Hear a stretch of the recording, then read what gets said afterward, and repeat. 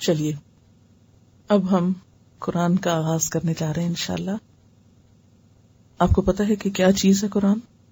کتنی بھاری چیز ہے یہ. قرآن پاک میں اللہ تعالیٰ فرماتے ہیں لو انزلنا هذا القرآن على جبل لرأيته خاشعا متصدعا من خشية اللہ. اگر اس قرآن کو ہم کسی پہاڑ پر اتارتے، پہاڑ پہ رکھتے، تو تم دیکھتے کہ وہ دب گیا ہے، دب گیا ہے.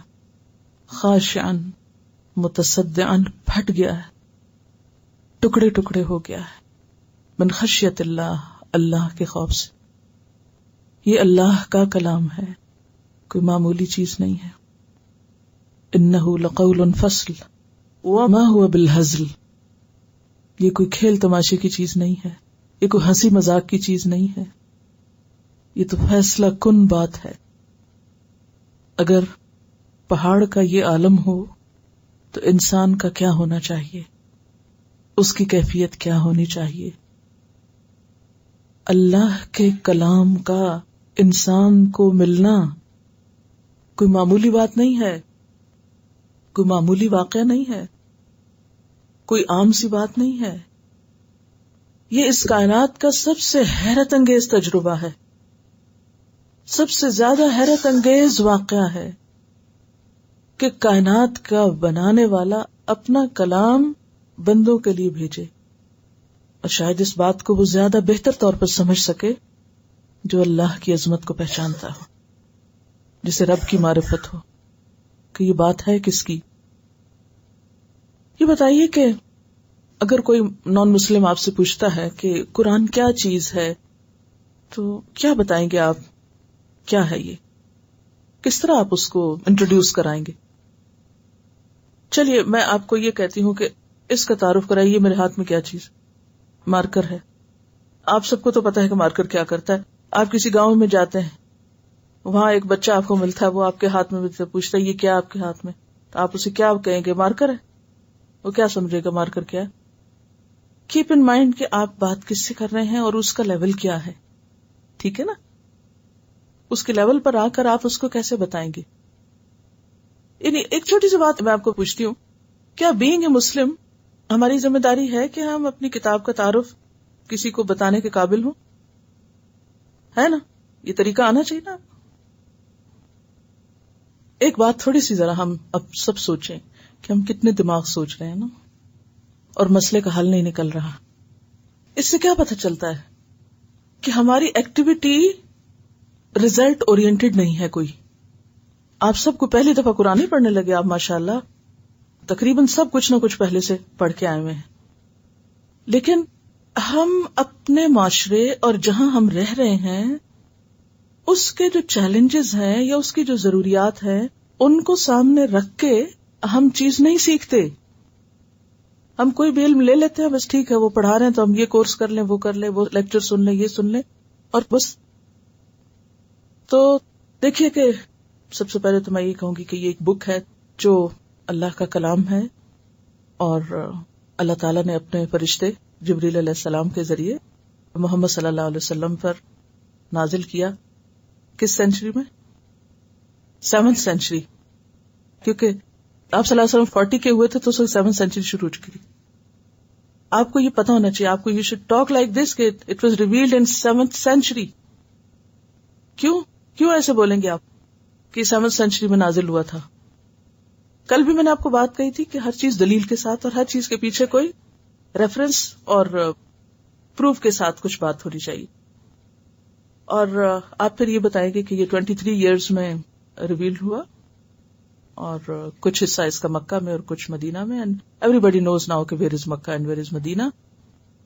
اور آپ دیکھیے کہ قرآن پاک میں ایک آیت ہے جو خود سیلف ایکسپلینیٹری ہے کہ what is Quran. What is قرآن؟ قرآن کے بارے میں سورۃ الشعراء کی ایک آیت ہے، وَإِنَّهُ لَتَنزِيلُ رَبِّ الْعَالَمِينَ نَزَلَ بِهِ الرُّوحُ الْأَمِينُ عَلَى قَلْبِكَ لِتَكُونَ مِنَ الْمُنذِرِينَ بِلِسَانٍ عَرَبِيٍّ مُبِينٍ وَإِنَّهُ لَفِي زُبُرِ الْأَوَّلِينَ. کمپلیٹ انٹروڈکشن ہے. سورۃ الشعراء آیت نمبر 192 سے 196. ترجمہ بتاتی ہوں آپ کو. بے شک یہ خداوند عالم کا اتارا ہوا کلام ہے، اس کو امانت دار فرشتہ لے کر اترا ہے تمہارے دل پر، یعنی محمد صلی اللہ علیہ وسلم کے دل پر، تاکہ تم ڈرانے والوں میں سے بنو. صاف عربی زبان میں ہے اور اس کا ذکر پہلے لوگوں کی کتابوں میں بھی ہے. ٹھیک ہے، تو یہ ایک بہترین تعارف ہے. اس میں 3-4 باتیں ہیں، آپ لکھ سکتے ہیں. اس آیت کو خود گھر جا کر نکالیے قرآن پاک میں سے، نکال کر اس کو آپ سیدھی لائن میں نہیں لکھیں گے، اوپر سے نیچے لکھیں گے. کیسے؟ وَإِنَّهُ لَتَنزِيلُ رَبِّ الْعَالَمِينَ، ایک بات. نمبر 2، نزل بِهِ الروح الامین، دوسری بات. علی قلبک، تیسری بات. لتکون من المنذرین، چوتھی بات کر سکتے ہیں. لتکون من المنذرین پرپس کیا ہے؟ تاکہ لوگوں کو خبردار کیا جائے، وارن کیا جائے، آخری دن کے بارے میں بتایا جائے. بلسان عربی مبین، اور یہ عربی زبان میں ہے. وَإِنَّهُ لَفِي زُبُرِ الْأَوَّلِينَ، اور اس کا ذکر یا اس میں جو انفارمیشن ہے یہ صرف اسی میں نہیں، اس کی ریلیٹڈ انفارمیشن پہلی کتابوں میں بھی موجود ہے. اس کا ذکر بھی پہلی کتابوں میں ہے اور اس سے ملتی جلتی چیزیں بھی بائبل میں، تورات میں، سب جگہوں میں موجود ہے. بہت سی چیزیں اس میں ریزامبل بھی کرتی ہیں. قرآن ہے نا معجزہ. جو بات ہم اتنی دیر لگا کے حل نہیں کر سکے اور ہم نتیجے پہ نہیں پہنچے، قرآن نے کچھ آیتوں میں سب کچھ آپ کو بتا دیا. اب ضروری ہے کہ قرآن آپ اس طرح پڑھیں کہ اس کو استعمال بھی کر سکے انشاءاللہ تعالی. تو آپ اس سیکوینس سے چلے تو بہت اچھا ہے. جو قرآن کا اگر یاد نہ بھی ہو تو اس کی چند باتیں آپ کو یاد ہوں.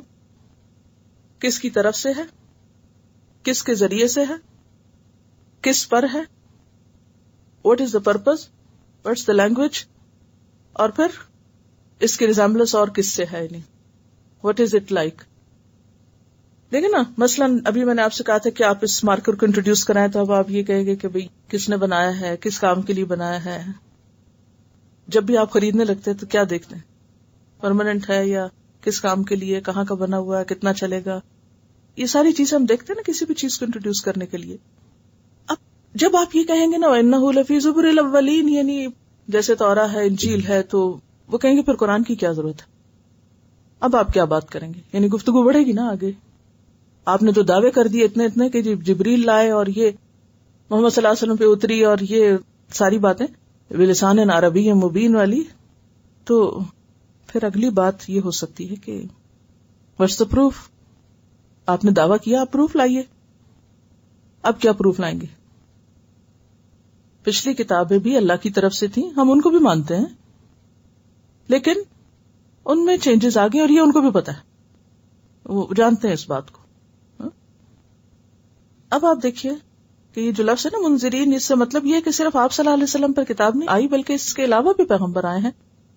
قرآن پاک میں ایک ادب بتایا گیا کہ جب آپ بات کریں اہل کتاب سے خاص طور پر، تو آپ کس طرح بات کریں؟ تعالوا الی کلمۃ سواء بیننا و بینکم، آؤ ایک بات کی طرف جو ہمارے تمہارے درمیان برابر ہے. یعنی کامن گراؤنڈز پہ بات کریں. ہمیشہ اہل کتاب سے ہمیشہ کامن گراؤنڈز پہ بات کریں. کامن گراؤنڈز کیا ہیں؟ ہمارے اور تمہارے درمیان کیا سوا ہے اور فرق کہاں آ گیا. ٹھیک ہے. اچھا، پھر اس کے بعد آپ دیکھیے کہ اب آپ کو جو پروف دینا ہے وہ نمبر 1 یہ ہے کہ 1400 سال سے اس میں کوئی تبدیلی نہیں ہوئی، اور یہ بات بھی پروفڈ ہے، فیکٹ ہے یہ.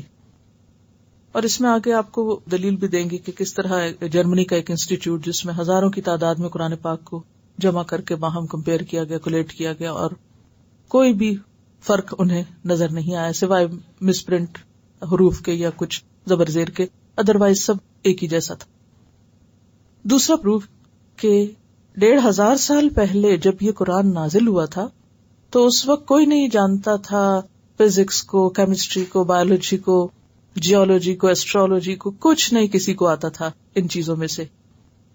لیکن جو فیکٹس اس وقت بتائے گئے وہ آج 20ویں صدی میں سائنس نے پروو کیے اور وہ قرآن میں آلریڈی موجود ہیں.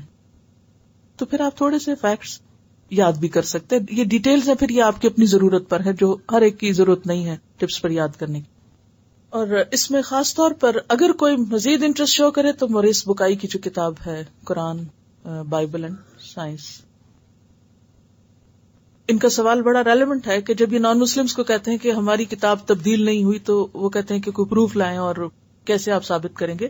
تو اس کا سب سے بڑا پروف یہی ہے کہ جس زبان میں یہ کتاب اتری ہے وہ زبان بھی محفوظ ہے اسی طرح اور اس میں کوئی تبدیلی نہیں ہوئی. آج بھی 1400 سال پہلے کی زبان سمجھی جاتی ہے. اس کے برعکس انگلش، فرینچ، کوئی زبان ایسی نہیں کہ جو 300-400 سال پہلے بھی اگر آپ اس کو دیکھیں تو وہ اور آج کی زبان ملتی جلتی. اتنی کوششیں کی گئی کہ زبان میں تبدیلیاں کریں، ڈائلیکٹس کو اتنا فروغ دیا گیا لیکن کوئی بات نہیں بنی. اور اصل عربی، فصحی عربی جس کو کہتے ہیں اسٹینڈرڈ لینگویج، وہ وہی ہے جو 1400 سال پہلے ہے. تو جب زبان محفوظ ہے تو اس کے اندر جو کتاب ہے وہ بھی محفوظ ہے. یہ سب سے بڑی دلیل ہے.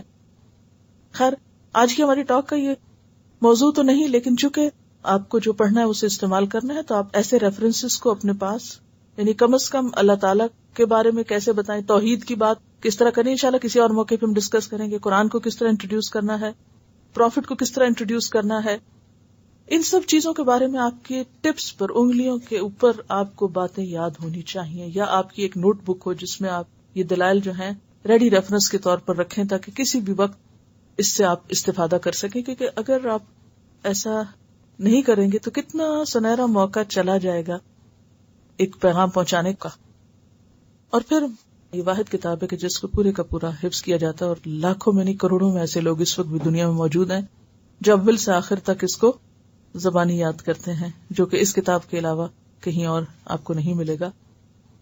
اور اب اس کے بعد کچھ باتیں میں آپ سے ذکر کروں گی کہ جمع کیسے ہوا تھا قرآن پاک اور کیسے اب تک پہنچا. کیا یہ اسی طرح بک کی شکل میں اوپر سے آیا تھا جیسے موسیٰ علیہ السلام پر نازل ہوئی تھی تورات تختیوں کی شکل میں، یا پھر کیا ہوا اور محفوظ کس طرح ہوئی؟